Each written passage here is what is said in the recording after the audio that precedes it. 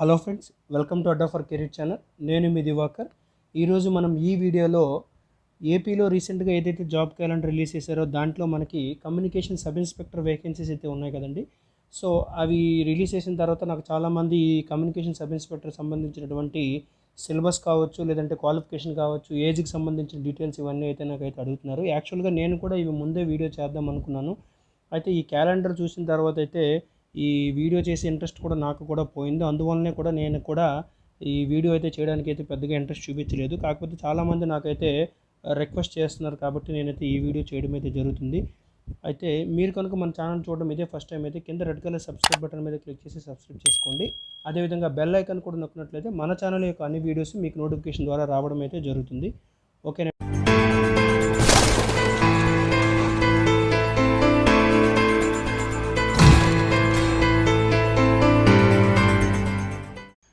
Okay, ఇంకా మనం ఆలస్యం చేయకుండా టాపిక్లోకి అయితే వెళ్ళిపోదాం. సో మీరు ఇక్కడ చూడొచ్చు 2016లో రిలీజ్ అయినటువంటి ఒక ఏపీ నోటిఫికేషన్ నేను తీసుకొని మీకు దాని ప్రకారం డీటెయిల్స్ అన్నీ మీకైతే చెప్పడం అయితే జరుగుతుంది. ఎందుకంటే ఇప్పుడు 2016 తర్వాత నోటిఫికేషన్లో కూడా మన కమ్యూనికేషన్ కానిస్టేబుల్ అయితే ఏమీ లేవు.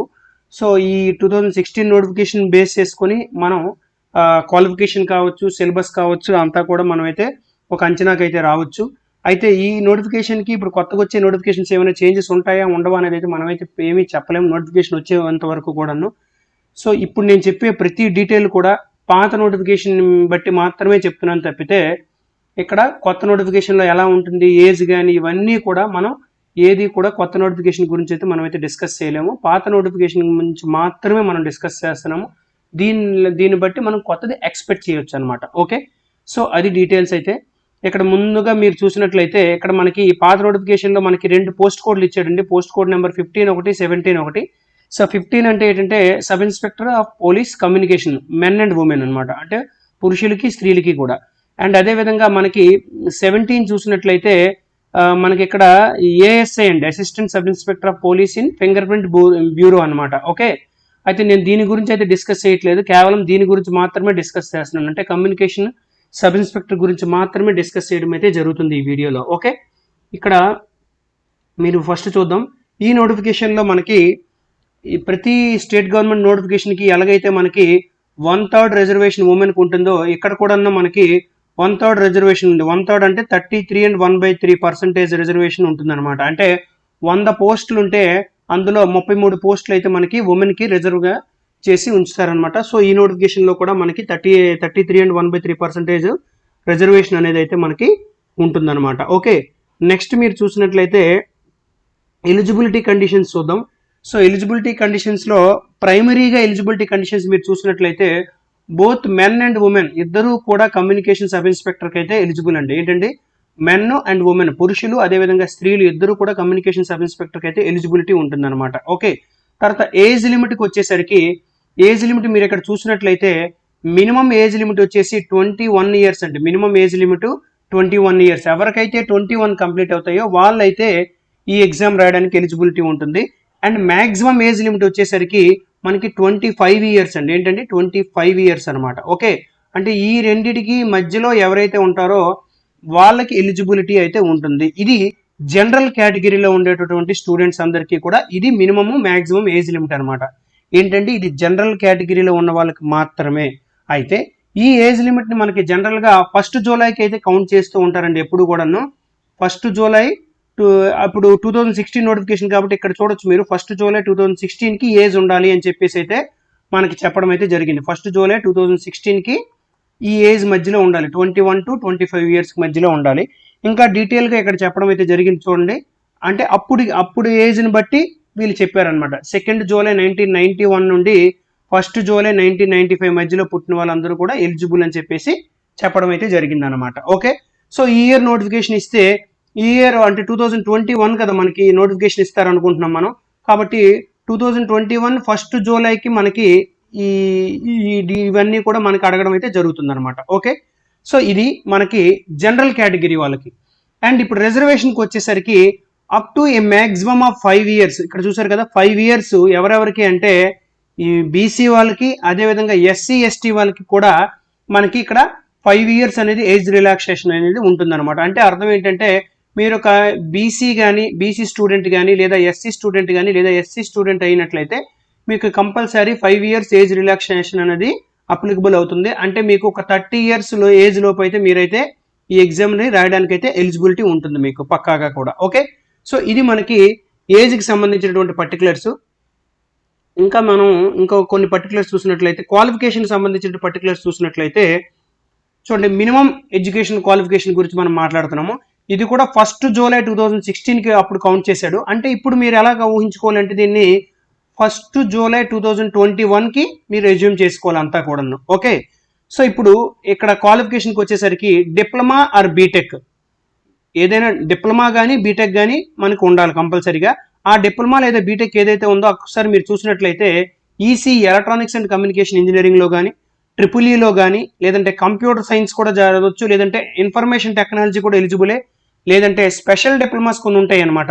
సో ఆ స్పెషల్ డిప్లొమా కోర్స్ దేంట్లో అంటే electronics with specialization in computer engineering, అంటే ఎలక్ట్రానిక్స్ కంప్యూటర్స్ కంబైన్డ్గా ఉన్నది కానీ, లేదంటే special diploma course in electronics with specialization in communication, అంటే electronics communication diploma special diploma కూడా ఎలిజిబుల్ అని చెప్పేసి అయితే చెప్తున్నాడు.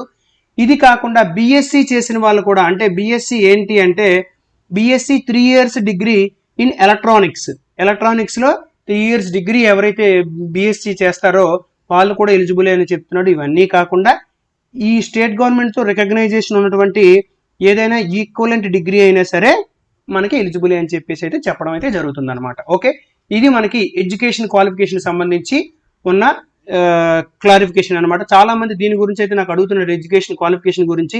సో ఏమైనా డౌట్ ఉన్నట్లయితే ఇది ఏదైతే ఉందో దీన్ని అయితే మీరు స్క్రీన్ షాట్ తీసుకొని సేవ్ చేసుకోండి. ఓకే, నెక్స్ట్ మనం చూద్దాం. నెక్స్ట్ మీరు ఇక్కడ చూసినట్లయితే అన్నిటికంటే కొంచెం ఇంపార్టెంట్ ఏంటంటే చాలా మందిలో ఉన్న డౌట్ ఏంటంటే నేను ఎంటెక్ చేశాను రాయొచ్చా, లేదంటే పిహెచ్డి చేశాను ఈ ఎగ్జామ్కి ఎలిజిబులా కాదని చెప్పేసి అడుగుతారు. ఇక్కడ చూడండి, the candidate who possess higher qualification, ఎవరికైతే ఇప్పుడు చెప్పిన వాటి అన్నిటికంటే కూడా ఎక్కువ క్వాలిఫికేషన్ ఉంటుందో వాళ్ళందరూ కూడా ఎలిజిబులే. ఇది మీరు గుర్తుపెట్టుకోవాల్సినటువంటి ఒక విషయం అనమాట.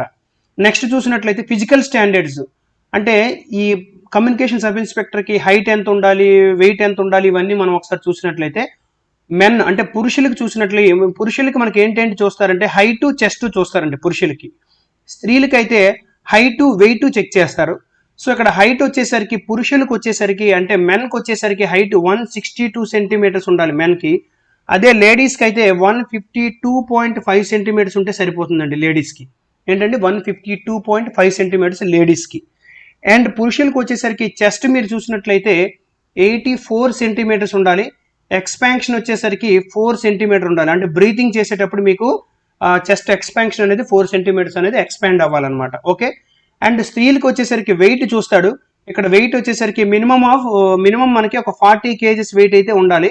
ఇది ఈ రెండు కూడా స్త్రీలకు అనమాట. 152.5 centimeters height and 40 kgs weight అనేది స్త్రీలకి. పురుషులకు వచ్చేసరికి 162 centimeters height, 84 centimeters chest with expansion of 4 centimeters chest expansion ఉండాలన్నమాట. ఓకేనా, ఇవి మనకి physical standards minimum need. And ఇక్కడ కొంత స్పెషల్ ట్రైబల్స్ కొంతమంది ఉంటారు చూడండి, Srikakulam, Vizianagaram, Visakhapatnam, east Godavari and west Godavari, ఈ డిస్ట్రిక్ట్స్లో ఉన్నటువంటి స్పెషల్ ట్రైబుల్ ఎవరైతే ఉంటారో వాళ్ళకంటే ఎస్టీ వాళ్ళకన్నా షెడ్యూల్ ట్రైబ్స్. ఓకే, వాళ్ళకి హైట్ ఇక్కడ ఎంత ఇచ్చాడు అంటే 160 centimeters ఇచ్చాడు. అంటే పురుషులకి ఇది అంటే 2 centimeters తక్కువ. ఓకే, అండ్ ఇక్కడ మీరు చెస్ట్ కూడా పురుషులకు వచ్చేసరికి 80 centimeters, ఇక్కడ 3 centimeters ఎక్స్పాన్షన్ గురించి మాట్లాడుతున్నాడు. ఓకే, ఇదంతా ఎవరికంటే ఇదంతా మేల్ అనమాట.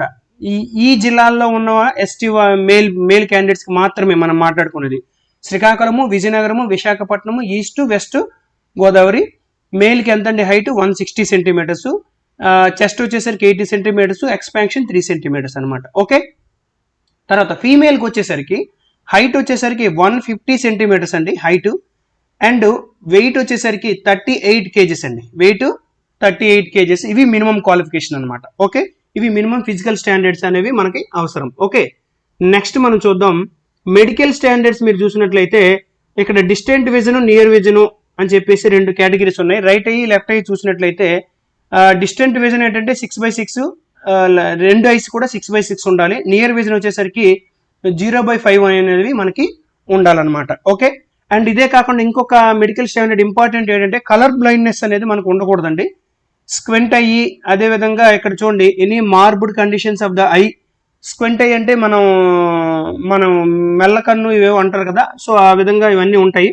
సో వీటి అన్నిటి గురించి డీటెయిల్గా మీకు ఏమైనా కావాలంటే ప్రతి దాని తాలూకు మీనింగ్ తెలుసుకుని అయితే మీరైతే ఒకసారి చూడండి. ఎందుకంటే ఇవి ఎక్కువ మంది క్యాండిడేట్స్ ఉండరు కాబట్టి వీటి గురించి అయితే స్పెసిఫిక్గా నేనైతే చెప్పట్లేదు అనమాట. ఓకే, ఏమైనా డౌట్ ఉన్నట్టయితే మీరు కామెంట్ చేస్తే నేను అవసరమైతే చెప్తాను, నేను డీటెయిల్గా తెలుసుకొని మరీ చెప్తాను. ఓకే, నెక్స్ట్ మీరు చూసినట్లయితే ఫీ స్ట్రక్చర్ చూసినట్లయితే అప్పుడైతే ఓసీ వాళ్ళకి బీసీ వాళ్ళకి ఒక 600 రూపీస్ ఉండేది, ఎస్సీ ఎస్టీ వాళ్ళకి 30 రూపీస్ ఉండేది. ఇదైతే ప్రస్తుతానికి పెరిగే అవకాశం అయితే కనిపిస్తుంది. ఓకే, ఇది ఫిక్స్డ్ అయితే కాదు, మారిపోతుంటుంది కాబట్టి మనం దీన్ని కన్సిడర్ చేయవలసిన అవసరం అయితే లేదు. ఓకే, నెక్స్ట్ చూద్దాం సెలక్షన్ ప్రొసీజర్. ఒకసారి చూసినట్లయితే మనకేంటంటే నార్మల్గా ఎగ్జామ్స్ అన్నిటికీ కూడా కానిస్టేబుల్కి ఎస్ఐకి ప్రిలిమినరీ ఎగ్జామ్ ఉంటుంది కదా. ఇక్కడ ఈ ప్రిలిమినరీ ఎగ్జామ్ ఏదైతే ఉంటుందో ఇది ఉండదండి, no preliminary test for this post code అనమాట. అంటే ఈ పోస్ట్ కోడ్ నెంబర్ 15 ఏదైతే ఉందంటే కమ్యూనికేషన్ సబ్ ఇన్స్పెక్టర్కి ప్రిలిమినరీ ఎగ్జామ్ అనేది ఏమీ ఉండదు, అంటే ప్రిలిమ్స్ ఎగ్జామ్ అనేది ఉండదు అనమాట. ఓకే, మనకి ఫిజికల్ మెజర్మెంట్ టెస్ట్ అనేది ఉంటుంది. అది ఎక్కడ ఉంటుంది అంటే మనకి విజయవాడ లేదా గుంటూరులో ఉంటుంది అనమాట. విజయవాడలో కానీ గుంటూరులో కానీ ఫిజికల్ మెజర్మెంట్ టెస్ట్ అయితే ఉంటుంది. సో ఈ ఫిజికల్ మెజర్మెంట్ టెస్ట్ ఏదైతే ఉందో దాని గురించి మనం ఆల్రెడీ డిస్కస్ చేసాం ఇంతకుముందు. హైట్, వెయిట్, చెస్ట్ ఇవన్నీ మాట్లాడుకున్నాం కదా, అదే ఫిజికల్ మెజర్మెంట్ టెస్ట్ అంటాం. ఓకే, అవన్నీ అయిపోయిన తర్వాత మనకి ఫిజికల్ ఎఫిషియన్సీ టెస్ట్ ఉంటుంది. రెండు కూడా ఒకేసారి మనకి చెక్ చేస్తారండి. Physical measurement, physical efficiency test రెండు కూడా ఒకేసారి చెక్ చేస్తారు. సో ఈ ఫిజికల్ ఎఫిషియన్సీ టెస్ట్లో మనకి 1 మైల్ రన్ ఉంటుందండి. 1 మైల్ రన్ అంటే 600 మీటర్స్ అనమాట. 1 మైల్ రన్ అంటే 600 మీటర్స్. పురుషులకైతే మనకి 10 మినిట్స్ ఇస్తారండి టైము. 10 మినిట్స్ ఫర్ మేల్ అనమాట. పురుషులకైతే 10 మినిట్స్ ఇస్తారు. స్త్రీలకైతే 12 నిమిషాల 30 సెకండ్లు ఇస్తారు. 12 నిమిషాల 30 సెకండ్లు స్త్రీలకి ఇస్తారు, ఫీమేల్ క్యాండిడేట్స్కి 12 నిమిషాల 30 సెకండ్లు. ఓకేనండి, ఇవి మనకి ఫిజికల్ ఎఫిషియన్సీ టెస్ట్ అనమాట. సో ఇది అయిపోయిన తర్వాత మనకి ఏముంటుందంటే రిటర్న్ టెస్ట్ ఉంటుందండి. ఫైనల్ రిటర్న్ ఎగ్జామినేషన్ ఉంటుంది. చూడండి రిటర్న్ టెస్ట్ ఇది ఫైనల్ రిటర్న్ ఎగ్జామినేషన్. ఈ ఫైనల్ రిటర్న్ ఎగ్జామినేషన్ ఏంటంటే మనకి టోటల్గా 3 పేపర్స్ ఉంటాయి. Paper 1, paper 2 and paper 3. Paper 1 ఏంటంటే ఇంగ్లీష్ మాత్రమే ఉంటుందండి, తెలుగు ఉండదు వీళ్ళకి. పేపర్ 1 ఓన్లీ ఇంగ్లీష్ పేపర్ ఉంటుంది. ఇది ఒక 100 మార్క్స్కి ఉంటుంది. 100 మార్క్స్కి ఉంటుంది ఇవి మార్క్స్. టైం వచ్చేసి మీకు 3 అవర్స్ టైం ఇస్తాడండి. ఓకే, 3 అవర్స్ టైం ఇస్తాడు. ఇక్కడ చూడండి ఈచ్ ఆఫ్ 3 అవర్స్ డ్యూరేషన్ అని చెప్పి రాశాడు అనమాట. ఓకే, నెక్స్ట్ ఏంటంటే మీకు అర్థమెటిక్ అండ్ రీజనింగ్ ఒక పేపర్ ఉంటుందండి. అర్థమెటిక్ అండ్ రీజనింగ్ ఇక్కడ మీకు మార్క్స్ వచ్చేసి 100 ఉంటాయి. క్వశ్చన్స్ వచ్చేసరికి 200 క్వశ్చన్స్ ఉంటాయి. అర్థమెటిక్ రీజనింగ్ కలిపి 200 క్వశ్చన్స్. మార్క్స్ వచ్చేసి మాత్రం 100 మార్క్సే ఉంటాయి. దీనికి కూడా మీకు 3 అవర్స్ ఆఫ్ టైం అనేది ఇవ్వడం అయితే జరుగుతుంది. అండ్ ఫైనల్లీ మీకు పేపర్ 3 ఉంటుంది. పేపర్ 3 ఏంటంటే ఇది టెక్నికల్ పేపర్ అండి. పేపర్ 3 అనేది ఏంటంటే టెక్నికల్ పేపర్ అనమాట. సో ఈ టెక్నికల్ పేపర్లో మీకు మీ సబ్జెక్ట్ మీద అయితే మీకు అడుగుతాడు. ఇంతవరకు మనం ఏవైతే డిస్కస్ చేసామో మీరు క్వాలిఫికేషన్ తగ్గట్టు మీరు ఏదైతే చదువుకున్నారో దానికి సంబంధించి ఒక పేపర్ అయితే ఉంటుంది. ఇవి 200 మార్క్స్, 200 క్వశ్చన్స్ ఉంటాయి. దీనికి కూడా 3 అవర్స్ ఆఫ్ టైం అనేది మనకైతే ఇవ్వడం అయితే జరుగుతుంది. ఇవి మనకి రిటర్న్ టెస్ట్కి సంబంధించినటువంటి ఇన్ఫర్మేషన్. అండ్ రిటర్న్ టెస్ట్ కూడా మినిమం క్వాలిఫైయింగ్ మార్క్స్ మీరు చూసినట్లయితే ఓసీ వాళ్ళకి 40%, ఓసీకి ఏమో 40%, బీసీ వాళ్ళకి వచ్చేసరికి 35%, అదేవిధంగా SC ST and ex service మ్యాన్కి వచ్చేసరికి SC ST and ex service man వీళ్ళు ముగ్గురికి కూడా 30% మాత్రమే ఉంటుందన్నమాట. ఓకే, ఇది అండ్ మీ 3 పేపర్లో కూడా పేపర్ 1 ఏదైతే ఇంగ్లీష్ డిస్క్రిప్టివ్ అనమాట, అంటే నార్మల్ సివిల్ ఎస్ఐకి వాటన్నిటికీ ఎలాగైతే ఇంగ్లీష్ పేపర్ ఉంటుందో దీనికి కూడా అలానే ఉంటుంది. ఈ ఇంగ్లీష్ డిస్క్రిప్టివ్ ఏదైతే ఉందో ఈ డిస్క్రిప్టివ్ అనేది జస్ట్ క్వాలిఫైయింగ్ వరకు మాత్రమే. ఇది స్కోర్ అనేది ఏమీ ఉండదు అనమాట. ఈ పేపర్కి మెరిట్ అనేది ఏమి ఉండదు. ఇందులో మెరిట్ తీయడం అనేది ఏమీ ఉండదు. ఓన్లీ క్వాలిఫైయింగ్ పర్పస్లో మాత్రమే దీన్ని మనకి పెట్టడం అయితే జరుగుతుంది అనమాట. ఓకేనా, నెక్స్ట్ పేపర్ 2 అండ్ పేపర్ 3 చూసినట్లయితే ఆబ్జెక్టివ్లో ఉంటాయి. ఆబ్జెక్టివ్ పేపర్ అనమాట. అంటే ఏంటంటే 4 ఆప్షన్స్ ఇవ్వడము, వాటికి క్వశ్చన్ ఇచ్చి 4 ఆప్షన్స్ ఇచ్చి మనకి అడగడం అయితే జరుగుతుంది అనమాట. ఆబ్జెక్టివ్ అనమాట. అండ్ ఈ టెక్నికల్ పేపర్ ఏదైతే ఉందో technical paper and arithmetic reasoning paper ఇంగ్లీష్లో మనకి ఇస్తాడు, తెలుగులో ఇస్తాడు, ఉర్దూ లాంగ్వేజ్, ఈ 3 లాంగ్వేజెస్లో ఇస్తాడు. చాలా మంది అడుగుతున్నది ఇదొకటి, ఇంగ్లీషు, తెలుగు, ఉర్దూ. జనరల్గా ఏంటంటే టెక్నికల్ పేపర్ని ఎప్పుడు కూడా మీరు ఇంగ్లీష్ని చూస్ చేసుకోవడం మంచిది. తెలుగు చూస్ చేసుకుంటే కొంచెం ఇబ్బంది పడతారు రాయడానికి. మ్యాక్సిమం డిప్లొమా వాళ్ళు బీటెక్ వాళ్ళే ఉంటారు కాబట్టి మీరు అందరూ కంపల్సరీ మీరు ఇంగ్లీష్ మీడియంలోనే చదువుకుంటారు డిప్లొమాను అండ్ ఇంజనీరింగ్ కూడా. ఓకే, నెక్స్ట్ చూద్దాం. ఇంతకు ముందు వీడు చెప్పింది ఏంటంటే పేపర్ 2 అండ్ పేపర్ 3 అంటే అర్థమెటిక్ రీజనింగ్ అండ్ తర్వాత టెక్నికల్ పేపరు, దీన్ని కంప్యూటర్ బేస్డ్ టెస్ట్ పెడతామని చెప్పేసి పెట్టే అవకాశాలు ఉన్నాయి కాబట్టి దీనికి ప్రిపేర్ అయ్యి ఉండండి అని చెప్పాడు. అప్పుడైతే కంప్యూటర్ బేస్డ్ టెస్ట్ పెట్టలేదు, ఇప్పుడైతే పెట్టే అవకాశాలు అయితే కనిపిస్తున్నాయి కాబట్టి మీరు ఇదంతా కూడా కంప్యూటర్ బేస్డ్ టెస్ట్ ద్వారా అయ్యే అవకాశాలు ఉన్నాయని చెప్పేసి మీరు గుర్తుపెట్టుకోండి. సో దానికి ప్రిపేర్డ్గా ఉండండి. అండ్ ఫైనల్ సెలక్షన్ ప్రొసీజర్ చూసినట్లయితే నేను ఆల్రెడీ చెప్పేశాను. పేపర్ 2 అండ్ పేపర్ 3, పేపర్ 2లో 100 మార్కులు, పేపర్ 3లో 200 మార్కులు, అంటే దీన్ని మొత్తం కలిపి 300 మార్కులకి మనకి ఉంటుంది. ఈ 300 మార్కుల్లో ఎవరికైతే మెరిట్ వస్తుందో వాళ్ళకి ఉద్యోగాలు అనేవి రిజర్వేషన్ బేసిస్లు అన్ని చూసుకొని ఇవ్వడం అయితే జరుగుతుంది అనమాట. ఓకే, ఇదనమాట. అండ్ ఇక్కడ మీరు చూసినట్లయితే ప్రిఫరెన్స్ మీరు చూసినట్లంటే ఎవరికైనా ఇద్దరికి సేమ్ మార్క్స్ వచ్చాయి అనుకోండి, ఫర్ ఎగ్జాంపుల్ 300 మార్కులకి ఒక 195 వచ్చాయి అనుకోండి ఇద్దరికి, సో వాళ్ళిద్దరిలో ఎవరికైతే ఎక్కువ ఏజ్ అయితే ఉంటుందో వాళ్ళకే ఫస్ట్ ప్రయారిటీ ఇవ్వడం అనేది జరుగుతుంది. ఇది జనరల్గా అన్ని రిక్రూట్మెంట్స్కి మన స్టేట్ గవర్నమెంట్లో జరిగే ప్రొసీజరే, ఇక్కడ కూడా అదే ప్రొసీజర్ అయితే జరుగుతుంది అనమాట. ఓకే, నెక్స్ట్ ఇంకేం డీటెయిల్స్ ఉన్నాయో ఒకసారి మనం చూద్దాం. అండ్ ఈ స్టైఫండ్ అండ్ ఎలివెన్సెస్ ఇవన్నీ కూడా నార్మల్గా అన్ని సబ్ ఇన్స్పెక్టర్స్కి ఎలాగే ఇస్తాడో దీనికి కూడా అలాగే ఇస్తాడు. అండ్ వీటికి వచ్చే శాలరీకి వచ్చేసరికి 28,940 రూపాయలు మినిమం స్టార్టింగ్ అనమాట. సో అంటే ఇదంతా బేసిక్ పే మాత్రమే చెప్తాడండి ఇక్కడ. సో 78,910 అనేది మ్యాక్సిమం అనమాట. అంటే అదే పోస్ట్లో ఉంటే మీలో ప్రమోషన్స్ వస్తే ఇది కూడా మారిపోతుంది, ఈ పే బ్యాండ్ కూడా ఇది కూడా మారిపోతుంది అనమాట.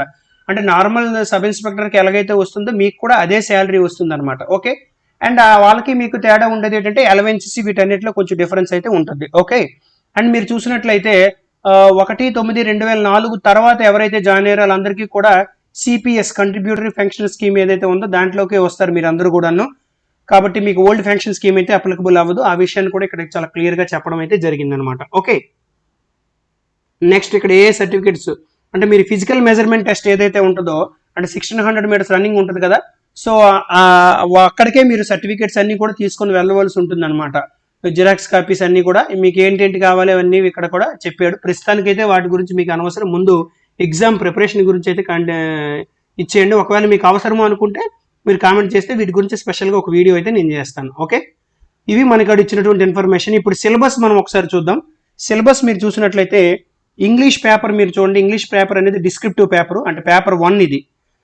ఇక్కడ చూసారా, ఇక్కడ the candidates understanding of English language in correct usage and his writing ability, అంటే ఏంటంటే మీరు ఇంగ్లీష్ని అర్థం చేసుకోగలరా లేదా, ఇంగ్లీష్ రాయగలరా లేదా, అలాంటివన్నీ కూడా టెస్ట్ చేస్తాడనమాట. అంటే సింపుల్గా మీరు చూడండి, short essays, comprehension, precise and letter writing, paragraph writing, report writing, transformation from English to Telugu, ఇలాంటివన్నీ అంటే ఏంటి, ఒక సమ్ అమౌంట్ ఆఫ్ ఒక పారాగ్రాఫ్ ఇస్తాడు, ఏదో ఒక పారాగ్రాఫ్ ఇంగ్లీష్లో ఇచ్చి దాన్ని మీకు తెలుగులో కన్వర్ట్ చేయమని చెప్పేసి అడుగుతాడు అనమాట. ఓకే, ఇది ఆడు చెప్పేది.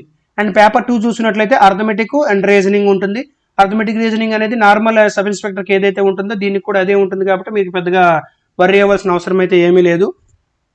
అండ్ ఈ అర్థమెటిక్ అండ్ రీజనింగ్ ఏదైతే ఉందో ఈ అర్థమెటిక్ అండ్ రీజనింగ్ సంబంధించి మన ఛానల్ నుంచి మనం అర్థమెటిక్ అండ్ రీజనింగ్ కోర్స్ అనేది ప్రొవైడ్ చేస్తున్నాము. అర్థమెటిక్ రీజనింగ్ అయితే కేవలం మనకు ఒక 700 రూపీస్కి మనం అయితే ప్రొవైడ్ చేయడం జరుగుతుంది. అర్థమెటిక్ అయితే రీజనింగ్ వచ్చేసరికి మనకి 600 రూపీస్కి అయితే ప్రొవైడ్ చేయడం అయితే జరుగుతుందండి. సో ఆల్రెడీ నేను ఒక వీడియో అయితే చేశాను, మనకి ఫుల్ కోర్సుకి సంబంధించినటువంటి డీటెయిల్స్ అన్నీ కూడా నేను కింద డిస్క్రిప్షన్లో మనకి ఈ యాప్కి సంబంధించినటువంటి మన ఛానల్ సంబంధించినటువంటి మొబైల్ అప్లికేషన్ ఏదైతే ఉందో దానికి సంబంధించినటువంటి లింక్ అయితే ఇస్తాను, అది మీరు డౌన్లోడ్ చేసుకొని మీరు చూసినట్లయితే దీనికి సంబంధించి ఈ కమ్యూనికేషన్ ఎస్ఐకి సంబంధించినటువంటి నా దగ్గర ఉన్నటువంటి అన్ని క్వశ్చన్ పేపర్స్ కూడా ఆ మొబైల్ అప్లికేషన్లోనే నేను అప్లోడ్ చేయడం అయితే జరిగింది. సో మీరు అందులోకి వెళ్ళి మీరు డౌన్లోడ్ చేసుకోవచ్చు ఈజీగా కూడాను. ఓకేనండి. అండ్ కమ్యూనికేషన్ కానిస్టేబుల్ సంబంధించి కూడా మనం అయితే క్లాసెస్ అయితే చెప్తున్నాం. సబ్ ఇన్స్పెక్టర్కి అయితే మనం ఫుల్ ఫ్లెడ్జ్డ్గా చెప్పట్లేదు, ఎందుకంటే అది చాలా పెద్ద సిలబస్ కాబట్టి నేనైతే అవి చెప్పడానికి కొంచెం ఎక్కువ ఫ్యాకల్టీ అవసరమైతే ఉంది. అండ్ ఇక్కడ సమస్య ఏంటంటే మనము ఆన్లైన్ కోర్సు మేము మొదలు పెట్టామంటే కనీసం ఇక్కడ కమ్యూనికేషన్ కానిస్టేబుల్ సంబంధించి కనీసం 10,000-15,000 రూపాయలు మేము ఫీజు పెడితే కానీ ఇది న్యాయం చేయలేమన్నమాట. సో అంత ఫీజు కట్టుకొని ఎవరు చదవడం కూడా చాలా కష్టమైన పని. వీలైతే ఏంటంటే మీకు ఏ బుక్స్ అవసరమో ఇలాంటివన్నీ కూడా నేను ఒక వీడియో అయితే చేయడానికి అయితే ట్రై చేస్తాను, మీకు అది ఉపయోగపడుతుంది. అండ్ ఈ కమ్యూనికేషన్ కానిస్టేబుల్ ఏదైతే ఉందో దీన్నైతే మనము 1599 రూపీస్ అంటే 1599 రూపాయలకి కమ్యూనికేషన్ కానిస్టేబుల్ కోర్స్ అయితే మనం చేయడం అయితే జరిగింది. ఇదైతే మీకు కంపల్సరీ ఎంతో కొంత మీకైతే ఉపయోగపడుతుంది. మీరు ఒకసారి ఆ కోర్సులోకి వెళ్ళి చూడండి, మనం ఏంటంటే చెప్తున్నాం ఏంటి అనేది మీకు తెలుస్తుంది. స్పెషల్గా దానికోసం అయితే ఒక వీడియో కూడా నేను చేశాను, అది కూడా మీరు చూడొచ్చు. సో ఇప్పుడు టెక్నికల్ పేపర్ అయితే మనం ఒకసారి చూద్దాం. సో ఈ టెక్నికల్ పేపర్లో మీరు చూసినట్లయితే ఫస్ట్ ఆఫ్ ఆల్ ఇక్కడ మనకి ఒక 200 క్వశ్చన్స్ ఉంటాయని చెప్పుకున్నాం కదా. అందులో materials and components, physical electronics and electron devices and ICs అని చెప్పేసి ఒక chapter, network theory, electromagnetic theory, EMI అంటే ఏంటంటే ఎలక్ట్రానిక్ మెజర్మెంట్స్ అండ్ ఇన్స్ట్రుమెంటేషన్, వీటికి సంబంధించి ఒక చాప్టరు. తర్వాత మీరు చూసినట్లయితే పవర్ ఎలక్ట్రానిక్స్, తర్వాత ఈ పవర్ ఎలక్ట్రానిక్స్ అంటే ఇవన్నీ ట్రిపుల్ ఈ వాళ్ళకి సంబంధించినవి అనమాట. ఓకే, అనలాగ్ ఎలక్ట్రానిక్స్ ఇవి ఈసీ వాళ్ళకి, డిజిటల్ ఎలక్ట్రానిక్స్ ఇది కూడా ఈసీ వాళ్ళకి, కమ్యూనికేషన్ సిస్టమ్స్ అండ్ యాంటెనాస్ ఇది ఈసీ వాళ్ళకి, తర్వాత మైక్రోవేవ్ ఇంజనీరింగ్ కూడా ఈసీ వాళ్ళకి సంబంధించినటువంటి సబ్జెక్టే. తర్వాత కంప్యూటర్ ఇంజనీరింగ్ అంటే కంప్యూటర్స్ వాళ్ళ సబ్జెక్టు, ఇది ఈసీ వాళ్ళందరూ కూడా మినిమం బేసిక్స్ అన్ని చదువుతారు ఇందులో కూడాను. తర్వాత మైక్రో ప్రాసెసర్స్ అందరికీ ఇది ట్రిపుల్ ఈ వాళ్ళకి కూడా ఉంటుంది, ఎంపీఎంసీ అని చదువుకుంటారు కదా మీరు అందరూ కూడాను. నెక్స్ట్ టెలివిజన్ ఇంజనీరింగ్ అండి. సో టెలివిజన్ ఇంజనీరింగ్ కూడా ఇది ఆప్షనల్ సబ్జెక్ట్ కింద ఉంటుంది చాలా మందికి. Radars and landing system, control system, telephone system, ఇవి మనకి టెక్నికల్ సబ్జెక్ట్లో ఉన్నటువంటి సిలబస్ అండి. సో ఇది మనకి సిలబస్ పరంగా మీరు ఒకసారి మళ్ళీ చూడండి, మీకు ఎవరికైనా కావాలంటే నేను చూపిస్తున్నాను చూడండి. ఏమైనా అవసరం అనుకున్నట్లయితే మీరైతే ఒక స్క్రీన్ షాట్ తీసుకొని సేవ్ చేసుకోండి. ఇది ఒక స్క్రీన్ షాట్ తీసుకోవచ్చు, ఇదిగోండి ఇది ఒక స్క్రీన్ షాట్ తీసుకోండి, ఇది ఒకటి కూడా స్క్రీన్ షాట్ తీసుకోండి. ఇదిగోండి ఇది టోటల్గా ఇది కూడా ఒక స్క్రీన్ షాట్ తీసుకోండి. ఇది మనకి కమ్యూనికేషన్ సబ్ ఇన్స్పెక్టర్ సంబంధించినటువంటి సిలబస్ అనమాట. ఓకే, మీరు ప్రీవియస్ పేపర్స్ అవి కూడా నేనైతే మన యాప్లో అయితే మనం అప్లోడ్ చేయడం అయితే జరిగింది, అవి మీరు ఒకసారి చూడండి. చూసి మీకు అవసరమైనట్లయితే మీరు డౌన్లోడ్ చేసుకోవచ్చు. మీకు ఏ సర్టిఫికేట్స్ కావాలి ఇవేంటి అని చెప్పేసి ఇవన్నీ మీకు ఇచ్చాడు. ప్రస్తుతం అయితే వీటి గురించి మీరు ఏమీ టెన్షన్ పడకండి, ముందు ప్రిపరేషన్ మీద కాన్సన్ట్రేట్ చేయండి, తర్వాత వీటి గురించి అయితే మనం అయితే ఆలోచిద్దాం. ఓకేనండి, ఇది ఇవాళ వీడియో మీకైతే నచ్చింది అనుకుంటున్నాను. సో మీకు నచ్చినట్లయితే కంపల్సరీ లైక్ చేయండి, షేర్ చేయండి. ఇంకా ఎవరైనా సబ్స్క్రైబ్ చేసుకున్నట్లయితే మన ఛానల్ని సబ్స్క్రైబ్ చేసుకోండి. Okay, thank you.